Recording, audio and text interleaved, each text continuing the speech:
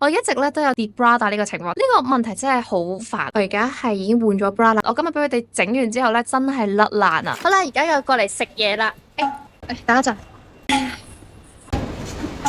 我唔拍住啦，cut 機啊！佢就係咁樣啦，又跌啦。我一跌個膊頭落嚟咧，呢個位就鬆晒啦，我都唔知點算好。可能你平時買個杯細咗少少，轉頭咧會俾翻大少少個杯你咧，將個副乳仔咧收翻入去，咁就 OK 噶啦。俾佢講完之後，原來我一直係戴錯 bra 噶。教你點樣着呢個胸圍先，背脊嗰個位置咧要擺翻高少少啦，去到肩胛骨下邊，背脊嗰個最肉仔咧我哋要包住。平時咧盡量就彎低身着胸圍喎，make sure 所有肉咧入晒喺個杯度，架翻條帶咧預翻一隻手指位嘅鬆緊。先冇撥到係咪啊？冇噶，唔得噶，一定要撥肉啊！啲肉仔咧變咗副乳啦，同埋有個贅肉喺度啦。哦，見唔見到？哇，好大啊！單手通用。加件小背心試一試，可以令翻個胸部咧集中翻啦，改善翻你個曲膊，將個人挺翻直。啱啱聽佢講完之後，我先知道原來我個胸係可以咁大嘅。